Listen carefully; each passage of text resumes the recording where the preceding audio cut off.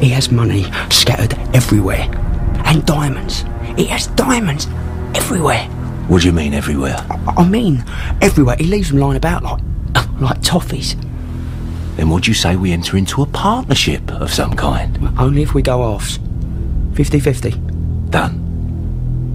And Monte Cristo is dangerous. I am dangerous. Not like him, you're not.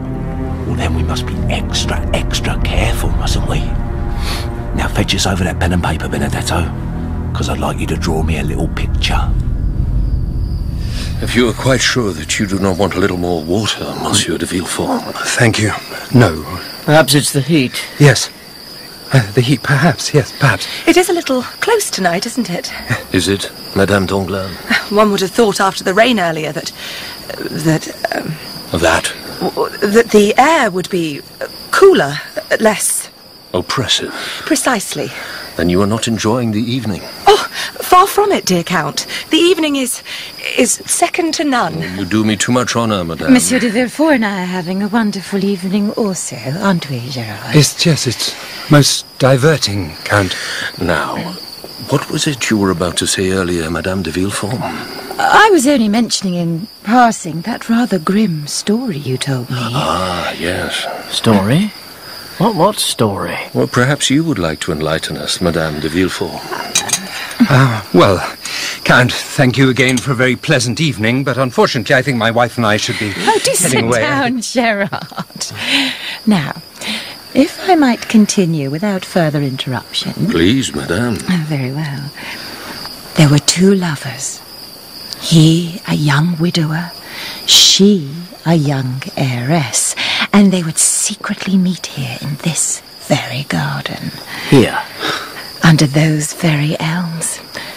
Imagine. Is that it? No, far from it. You see, the young heiress fell pregnant. Of course, neither party could afford the ensuing scandal, and so, well... Oh, Count, you had best continue. And now, as that tight summer dark enshrouds itself about the table, the Count begins. And so the story goes. On the night of the infant's birth, the panic-stricken father hurries into the garden with the newborn folded in a pale pink blanket. Ignoring, as if he does not recognize the glance of alarm and fathomless terror which now passes between Hermine Danglars and Crown Prosecutor Gerard de Villefort. Determined to rid himself of this child. No. Yes, Baron, yes. Glancing this way and that to see that he is unobserved, the man quickly takes a spade and starts to dig a hole. Stop, Count, please. It's too horrible. A hole which has to be dug deep enough to ensure that all trace of that unloved and unwanted baby is erased from this world forever. Must we continue with this disgusting story? I'd really... A hole in which he now buries that helpless innocent alive. Oh! Wait, look, she's... Hermine, speak to me. Jacopo, send for a doctor immediately. Have the carriages prepared to take our guests home. But let us leave that torchlit garden in Auteuil and watch, now as once again that bright summer sun rises over the house. I know that you do not wish to see me, grandfather, but I will not allow you to cast me out. Of de Villefort. Go. I will not go, for I am just as stubborn as you, and I will give you this. Mwah! As Valentine seeks solace in the company of her grandfather. Oh, this engagement to Franz d'Epinay is not of my doing. I don't know what you may have heard, but I have had no part in it. Him? Love? Of course not. Swear? I swear to you that I have not even met, let alone know that gentleman. You didn't imagine that I would fall in love with a d'Epinay, did you? Disinherit. What do I care if you have disinherited me, grandfather? You'll never kill the love and affection I have for you. Never. So do your worst, stroke or no stroke. Valentine. Valentine. Oh, do not cry, grandfather, please. let us reacquaint ourselves with a man you will remember, most honoured friends, as the father of Gerard de Villefort. Lovely. Lovely. The redoubtable Bonapartist and timeless thorn in the side of his dutiful son's political ambitions. You are the only person in this house I can honestly open my heart to, Grandfather. General Jacques Noirtier. And you must know that my heart will always belong to another, no matter how many suitors my father and stepmother supply for me. Another? I have wanted to tell you about him for so long. He is an officer in the army. Oh. Love? I love him with all my heart, Grandfather. With all my heart. See? Now I am weeping also. Out! What? Out! Stairs! Down! But Friend Stepinier will be arriving to formalise the engagement within the hour. Stairs! Down! Oh. Stairs! Down! You buried the child alive? Did anybody see you arrive at the office? Answer the question, Gerard, because last night was without question the worst of my life. What choice did I have? Oh, sweet Jesus, forgive us. Hermine. You said you gave the baby away. You swore to me. I didn't want to. I had to burden you. Burden me? Burden me? Please, Hermine. Please. We must not draw attention to ourselves. Anybody could come in. How can this be happening to us? Last night was as much an ordeal for me as for you. You murdered our baby, Gerard. No. Yes. Does that not concern you? Well, of course it concerns me. Oh, God, I think I'm going out of my mind. Who is this Count of Monte Cristo? Nobody knows. He's materialised out of thin air. But you were the Crown Prosecutor. Have some inquiries made. I have done that. I've already done that. And? Well, there is a gentleman currently residing in Paris who has had some prior dealings with him. One Abbe Busoni. And have you approached him? I shall be calling on him this morning. Now, please, Hermine, we will be all right. I promise. Hold me. Yes. I need you to hold me. Yes.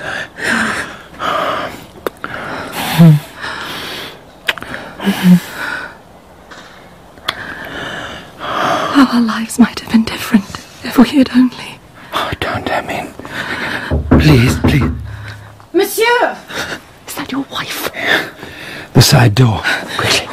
You will visit that gentleman today, won't you? Yes, yes. Now, please. Come. Oh, Gerard. I'm so sorry to disturb you. Heloise. It's a catastrophe.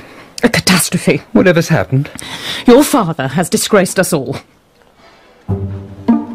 Monsieur Cavalcanti, what a delightful surprise. If I have come at an inconvenient time to your office... You could never inconvenience me, my dear, dear fellow. Never. Why, it's as if you're already a part of the family. You do me too much honour, sir. Won't you join us in the garden? We were just taking tea. This way. Just so that I can be clear in my mind, let us go over it again. Monsieur d'Épinay came to the house to formalise the engagement as was arranged. Yes. And you were waiting for him, Valentine? Yes, Father. General Noirtier also.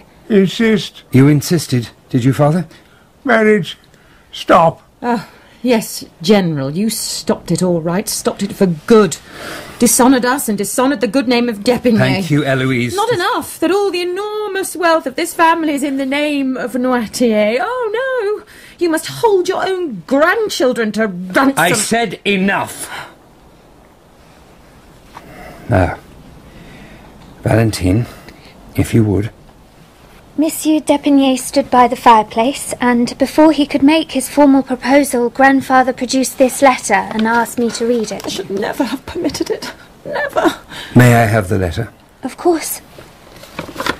'Tis dated February 1815.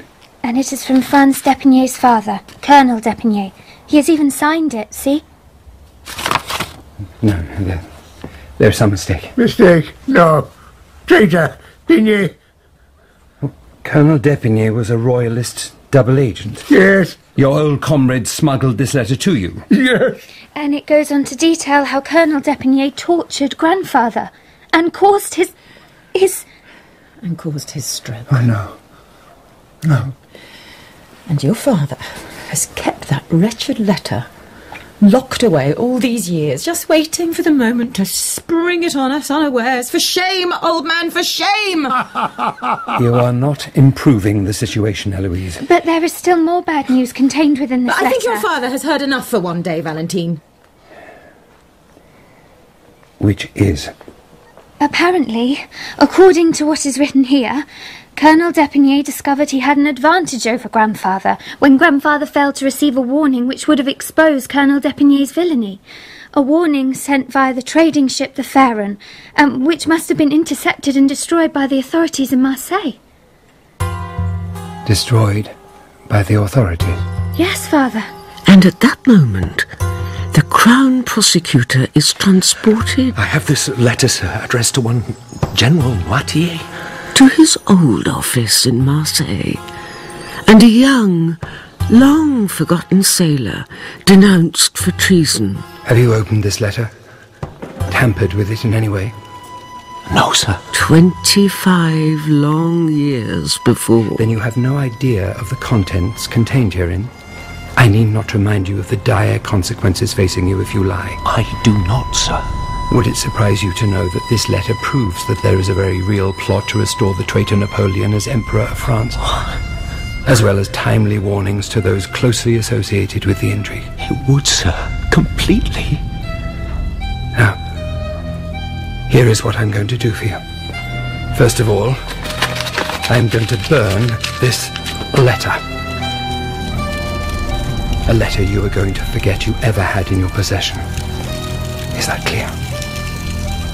If grandfather had only received that letter, then all his terrible suffering might have been avoided. And with a jolt, the Crown Prosecutor of Paris is once again confronted by the innocent, insistent gaze of his daughter. Whatever may be written here is no proof that any other letter was ever sent for or indeed ever existed. Valentine. Then why is it clearly referred to here?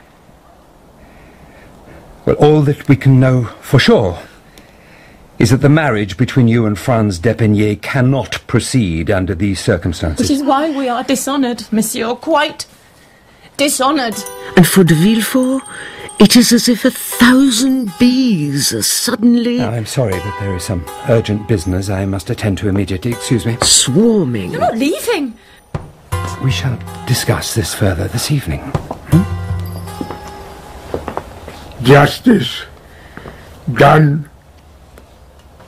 I'm sorry, Father, sincerely, for any suffering you may have endured at the hands of Colonel d'Épinay. It was and remains entirely unacceptable. Good day. Well, I hope you're pleased with yourself, old man. Because you have not only disinherited Valentine from her dowry, you have also just guaranteed that nobody in polite society will ever marry her. Inherit? It's a bit late to re-inherit her now. Edouard. What did you say? Do you intend to rewrite your will? Inherit. Both. Both? If this is one of your tricks, General. Lawyer. Lawyer. I think grandfather is serious. So what are you waiting for, girl? Go! And send the footman to fetch a